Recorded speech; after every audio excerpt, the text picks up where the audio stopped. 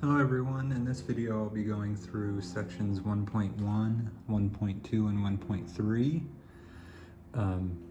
Kind of foundational topics. We have order of operations, simplifying expressions. We're going to start talking about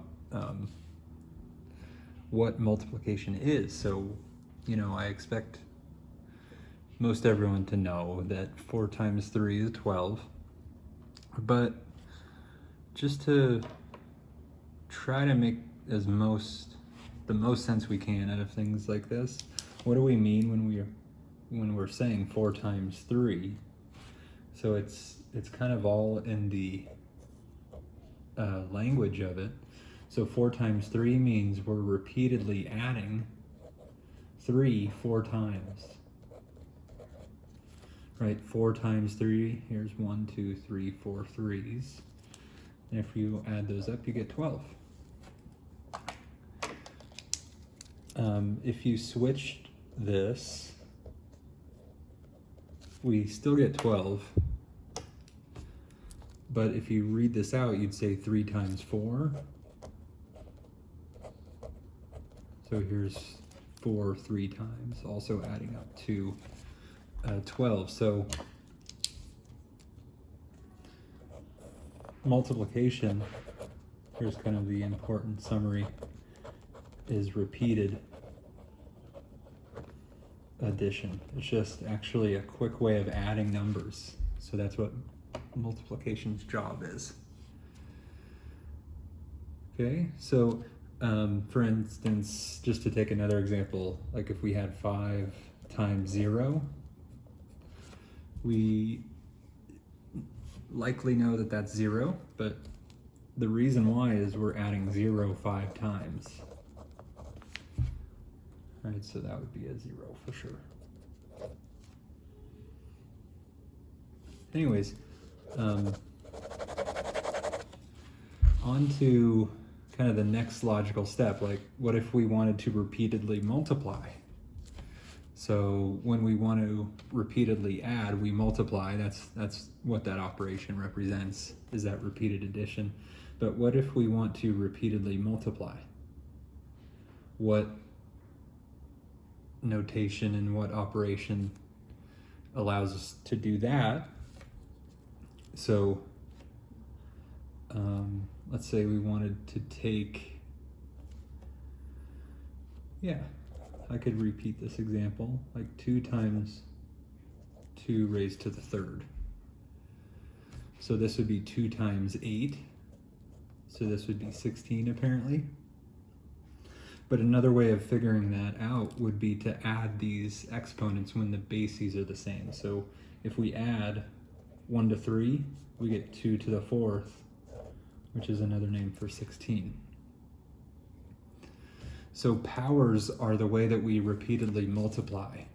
So if I write 2 cubed, what that means is now not 2 plus 2 plus 2, but it means 2 times 2 times 2. Okay, so this information down here summarizes that. So if you have a, some base raised to the nth power, then that would mean you're taking a times itself n times. So I won't do each example, but I'll do this one here.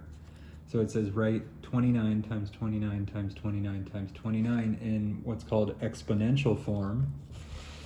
Over here is what's called exponential form. And actually over here would be expanded form.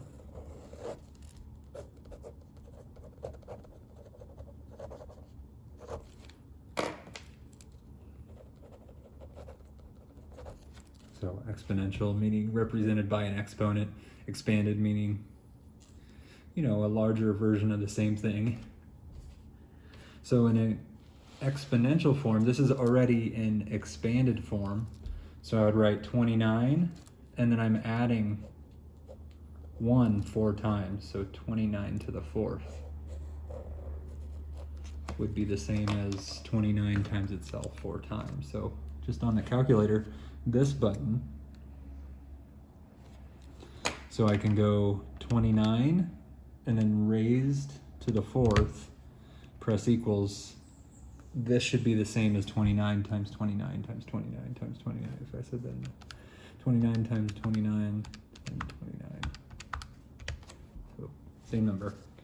Try the other ones out on your own. I do attach these solutions to all the problems next to the video, so you can kind of try the problems as you go, or maybe just wait till the end of the video and look back and try the ones that I didn't do out, and then check your work against the solutions.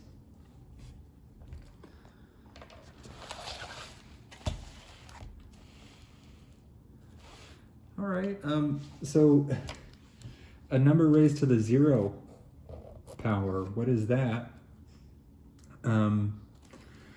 So for instance, what if we have like 3 to the 0? I'm just highlighting this. We're saying that that's 1. We're also saying that if you have -8 all to the 0, that that's 1. And the y, this is always a good thing to think about. So if you take, let's do n and then like 3 to the n over here. So if I do 1, 2, 3. So if I do 3 to the 1, I get a 3. 3 squared, I get a 9. 3 cubed, I get a 27. So when you're going this way, you're multiplying by 3, right? 3 times 3 is 9. 3 times 9 is 27. So when you're going the other direction, so if I were to continue and go down into the 0, right? So I'm now dividing if I go this direction. So every time I go this way, I divide by 3. So if I'm going from 1 to 0, then I'm actually needing to take 3 and divide by 3, and I get a 1. Okay. So just carrying out some powers here. So this would mean, if you want to write this out, you can. -4 times itself, right? Whatever is being squared is the thing that repeats. So -4 all squared means -4 times -4. So this would be positive 16. On the calculator, you could just go parentheses, -4, end parentheses, and then this button actually is just a quick square. So positive 16. Scientific notation, you know, some numbers are very, very large, some numbers are very, very small, and we don't want to write out those decimals. You know, if we're trying to count the grains of sand in the beach, we don't want to actually write that number out. It's nice if we can come up with a way of kind of making that same number just in a more compact format. And that's what the scientific notation is about.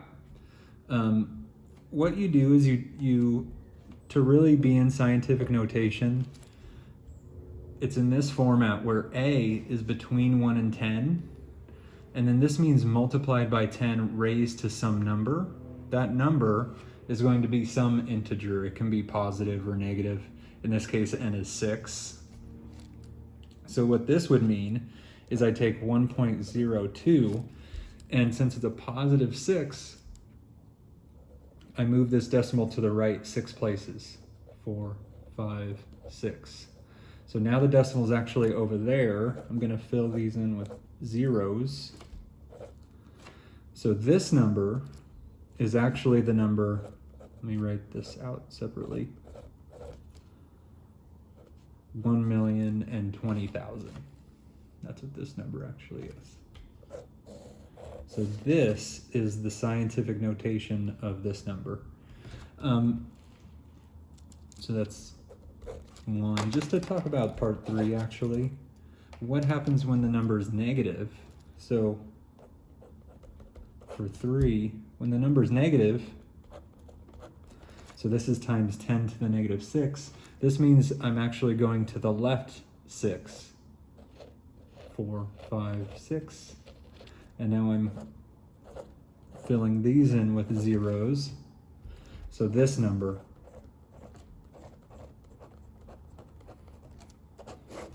is what this number is conveying. On your calculator, so this button down here. Okay, so I'll go just to look at the first one. 1.02 and then times 10, that button I just pointed at. So I just hit this button. And then the number I put after is going to be a power. The calculator just knows it to be a power. So press equals, and here's that 1,020,000.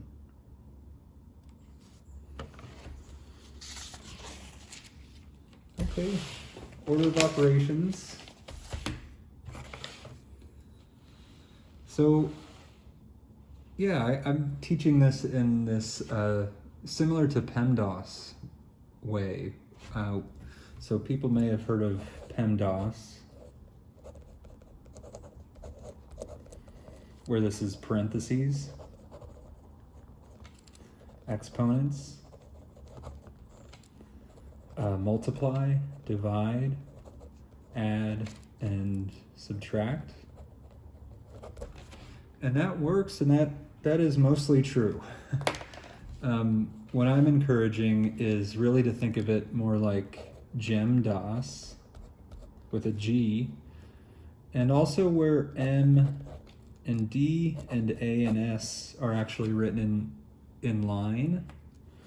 So rather than just parentheses, it's really any grouping symbol.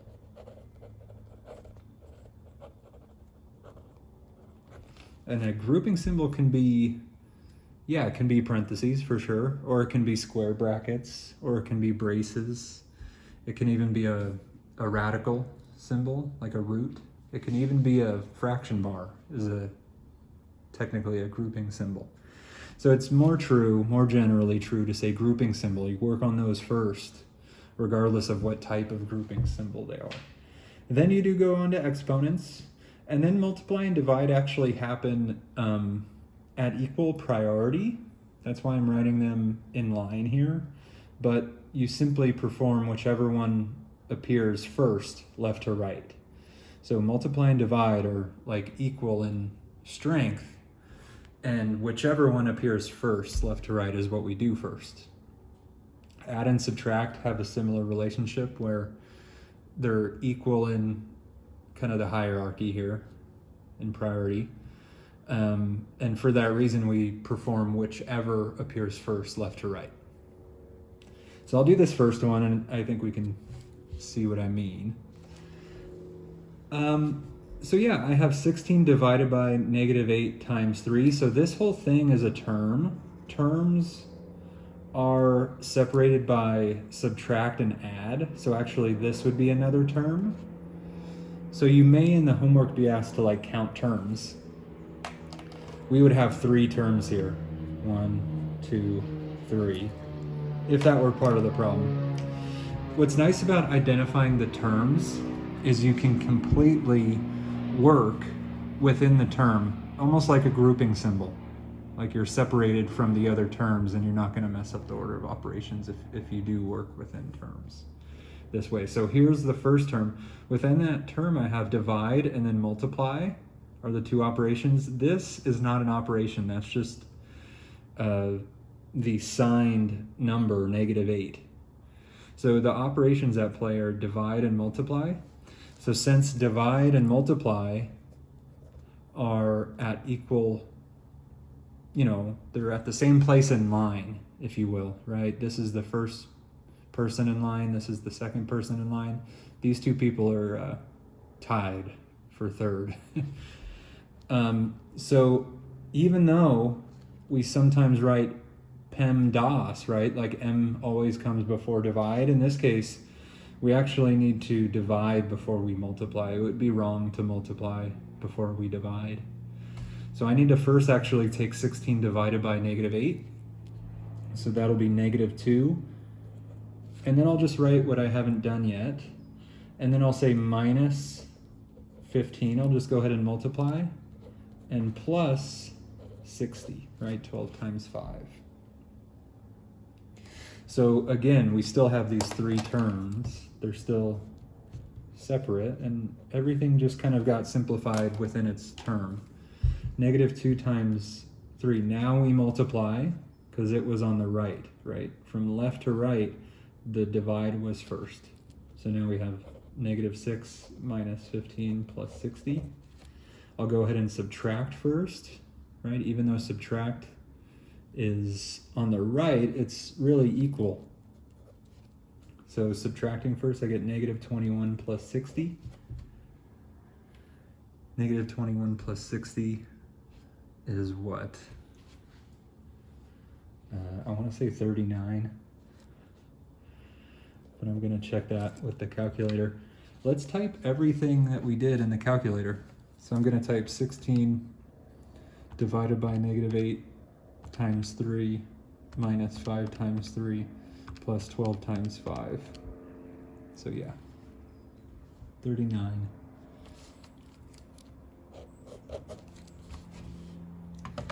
On to page 17.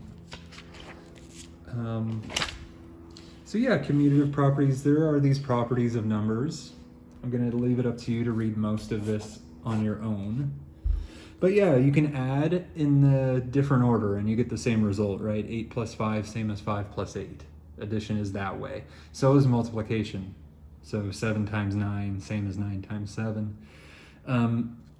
Subtract and divide are not that way, right? So 2 minus 3 is not equal to 3 minus 2. So subtraction is not commutative, right? Addition and multiplication are commutative. Divide also, right? 3 divided by 1 is not equal to 1 divided by 3.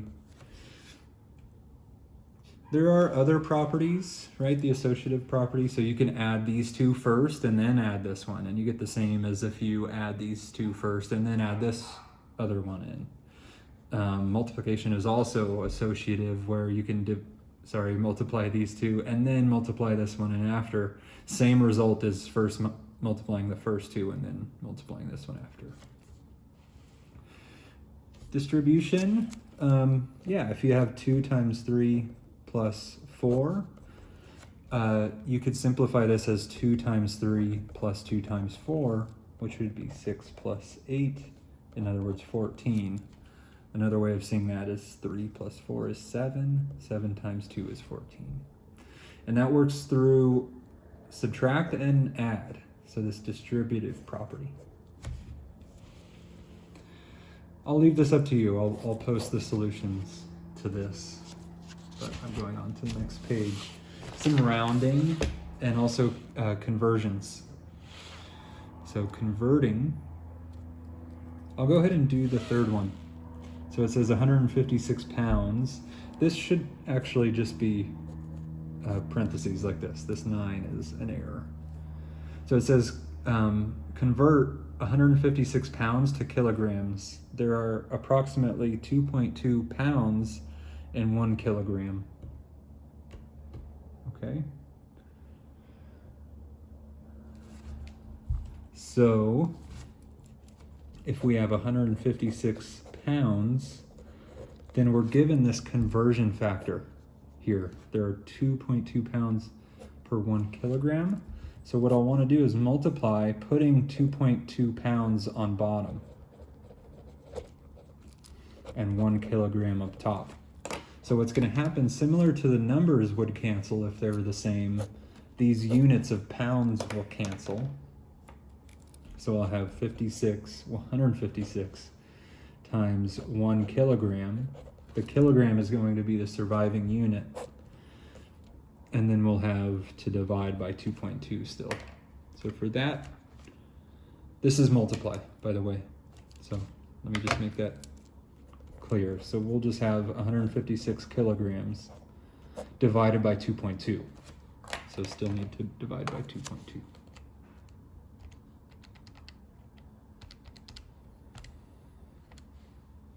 So it looks like this strange number, 70.90. That bar over the 90 means that 90 repeats forever. It said up here to round to the 100th place if necessary. So this would be similar to 70.909090 forever. The 100th place is right here. So that means we look over here, and if this is a 5 or greater, then we round this one up. So to the 100th place, we would have 70.91, and the units would be kilograms. So if you weigh 156 pounds, then that would be like weighing exactly the same amount of weight as 70.91 kilograms.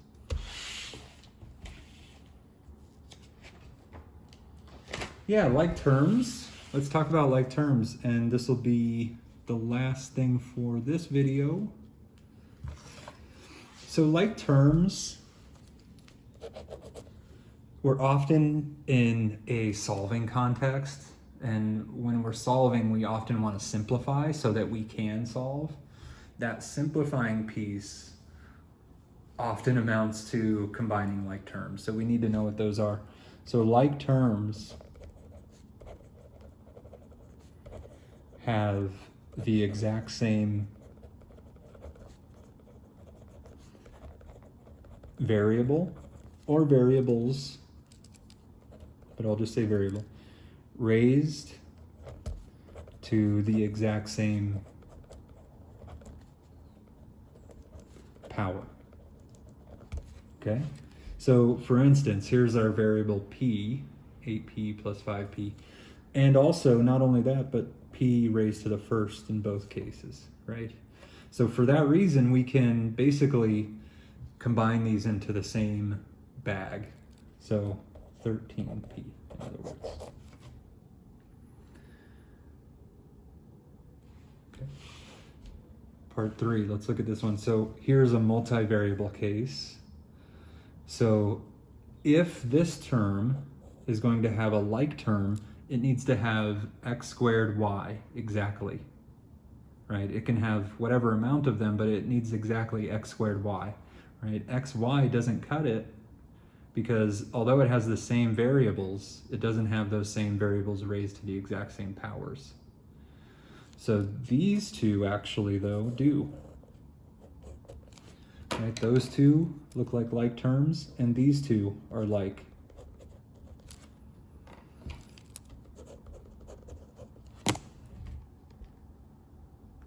Sorry about that. So I'll go ahead and combine the 3 and the 15, and I'll write 18 total copies of x squared y. And I'll go ahead and combine these because they also have the same exact variables raised to the same exact powers. So minus 3xy.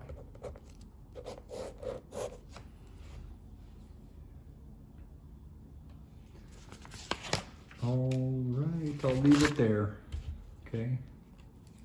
Talk to you next time. Bye-bye.